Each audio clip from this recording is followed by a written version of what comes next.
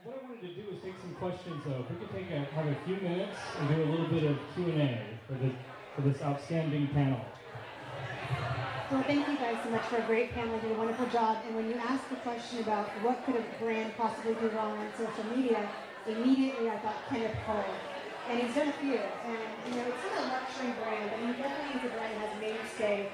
And, you know, I think up until that point, people really associated him with do good. And now I think people are a little bit mixed on that.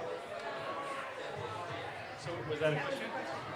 How do you feel about, how do you rebound from something like that? So social media for recovery. I'll take this one. I used to work at Airbnb, as you guys know. They had a little bit of a scuff with the press at one time. I'll say it's all about being honest and transparent and really owning up to your mistake and being able to communicate from the heart about it. And if your heart happens to be a little bit cold, then you know, you're going to deal with a storm. But you know, perhaps Kenneth Cole isn't the right person to be on the microphone. One just other thing I would say about it is that it just changes the response time, that somebody needs to come out there quickly with that response. It needs to be like immediate, and it needs to be the right tone and completely on point. Otherwise it just spirals. And I think we've seen that happen quite a bit too. Other questions? Other questions? No questions? I know. Look, I know we have some bloggers here. Bloggers always ask questions. Where's the blogger with a question? Blogger with a question?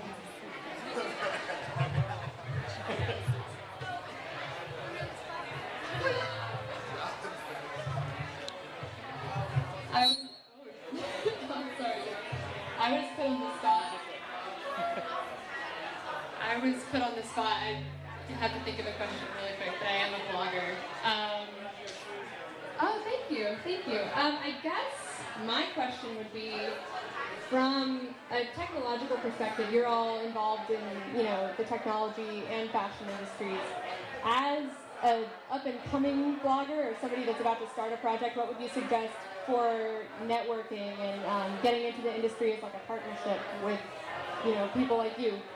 For me, I guess. I don't know. Always come with 10 questions.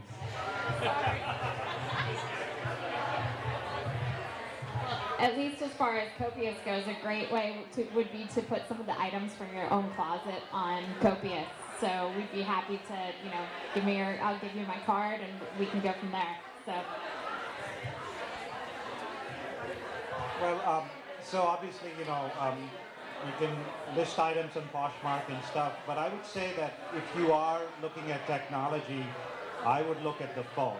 I see a lot of people building for the web still, and really where your new audience is coming from is on the phone. So if you choose a blogging platform, if you choose a photo platform, if you choose an editing platform, I would say think phone first and almost ignore the web, because pretty soon nobody will be paying any attention to their laptops anyway. So.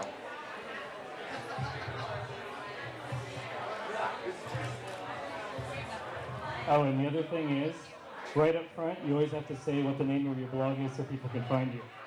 Well, I'm actually working on collaborating with someone yet, so we're not really starting. So, Twitter handle, Facebook page, anything? Well, my name's Brinton, and my Twitter handle is Brinton Megan. Brinton Megan, right? Okay. Go Jane made my shoes. Okay, thank you. Time for one more question, and then we're going to have a little fireside chat. So one more question before the fireside chat. Anybody? Yes? Hi, I just have a question. I'm actually the one partnering with Brinton right now. And in a world where everybody is suddenly wanting to be heard, wanting to be seen, and everybody wants their own blog, everybody wants their own Pinterest followers and things like that, what is your advice on staying unique, staying relevant, and being interesting when, you know, you're not a big company, you don't have any like financial stability in terms of hiring people or starting anything really major? What advice do you have for people like us? Spokesperson with fabulous pants. That's the secret. No, okay. My distinguished panelists have much better answers than that. Sure, I think, just as is the case with so many things in life, not just fashion, like be true to yourself and come up with your own point of view and stay focused on that.